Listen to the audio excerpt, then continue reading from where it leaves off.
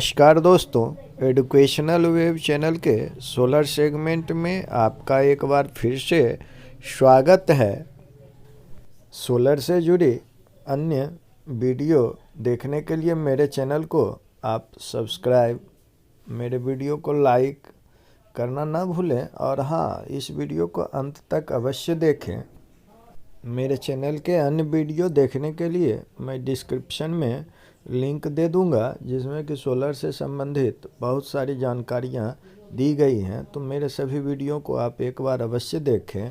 आज के इस वीडियो में मैं आपको बताऊंगा कि कितने समय में मेरे यूटीएल सोलर ने 200 नॉट आउट रन बना लिए हैं, यानी कि 200 यूनिट बिजली मेरा बचा चुका है और इसमें इसको कितना समय लगा। आप देख रहे हैं मेरे यूटीएल गामा सोलर ने 198.9 यूनिट बिजली जनरेट कर दिया है।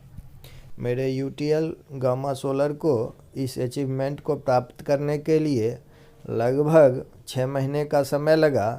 बीच में जाड़े का मौसम था, जिसमें धूप बहुत कम निकल रही थी, साथ ही साथ मेरे बिजली का उतना उपयोग भी नहीं हो पा रहा था, तो जिसके कारण यह कुछ ज़्यादा समय ले लिया। नहीं तो 4 यूनिट पर डे इसका हम देख रहे हैं, 3 से 4 यूनिट यह पर डे जनरेट कर पा रहा है। दोस्तों, यह UTL gamma plus solar inverter है, जो कि बहुत ही अच्छा और लेटेस्ट टेक्नोलॉजी एमपीपीटी पर या कहें तो आरएमपीपीटी पर बेस्ड है और अपने काम को यह बखूबी करता है।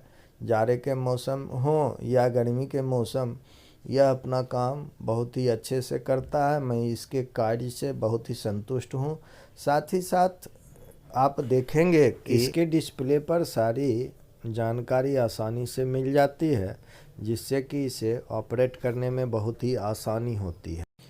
अब मेरे इन्वर्टर में वह घड़ी, वह लम्हा आने वाला है जिसके लिए सभी बेकरार रहते हैं, यानी 200 नॉट आउट यूनिट बिजली बचाने का रिकॉर्ड मेरे यूटीएल गामा सोलर ने कर दिखाया है।